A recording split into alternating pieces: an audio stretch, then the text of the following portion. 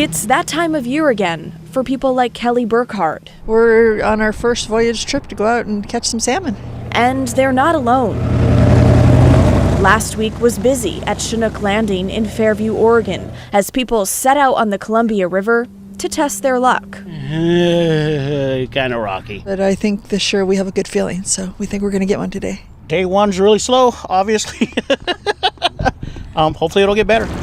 Biologists at the National Oceanic and Atmospheric Administration, or NOAA, just released this report, predicting that the number of Chinook salmon returning to the Snake and Upper Columbia rivers in 2025 are above the 10-year average, which sounds great.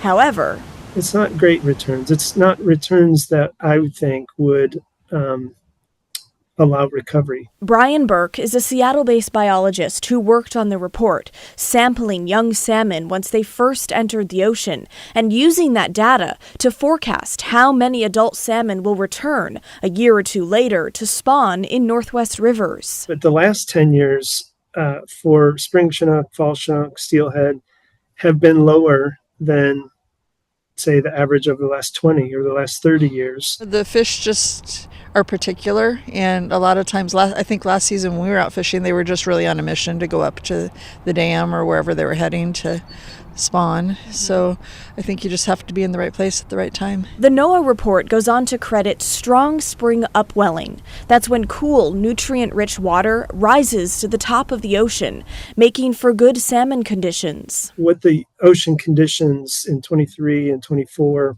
imply for the number of fish coming back in 25 and in 26 is that it's about average. So we're in that period of where the salmon are returning. So last year's numbers were pretty strong.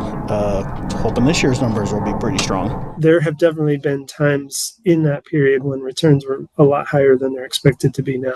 The major contributing factors, Burke says, warmer ocean temperatures and a perceived increase in predators. Well, if the water's too warm, they ain't going to come back. Salmon don't have a choice to move where they're entering the ocean or where they're returning from. A lot of other organisms in the ocean, as it's warming, can shift their distributions. And so, predators and prey of salmon, as the ocean warms over, decades, they can just shift to northern areas that are in their optimal temperature range. Salmon don't really have that luxury. This video taken last week shows a pod of orcas, also known as killer whales, along the Oregon coast in Depot Bay. These whales have been known to eat salmon, but it's hard to know for sure what they're after. Burke says tracking salmon predators is something NOAA struggles with, especially now with a lack of funding and staff. When I present to, say, a group of managers and I say something like, hey, I think there's a lot of predation going on. I think that predation rates are going up. Often I'll get, a comment that's like, well, so what? There's nothing you could do about ocean predation. And I disagree. I think that we manage fisheries. We have Marine Mammal Protection Act. There are things that we're already doing to manage the ocean. But we're not managing it for survival of salmon. A key piece in protecting Pacific Northwest salmon. And with climate change, the systems changing, the things that are connected to salmon, whether it's prey or predators or spatial distributions, those things are all shifting. And if we're not out there studying that, we're going to have no idea how they're shifting. All we can do is hope. That's why we call it fishing.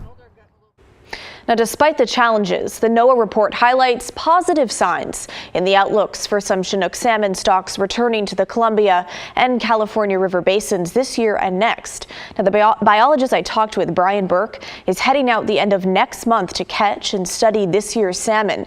He and his team will be starting at the Columbia and working their way north to La Push, Washington.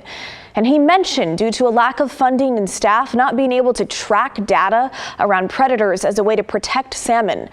Well, it's not looking like they'll be getting those resources anytime soon. NOAA is among the federal agencies facing cuts under President Trump. Last month, NOAA management was instructed to lay off 10% of its workforce, which is predicted to impact not only this kind of marine research, but life-saving weather forecasts too.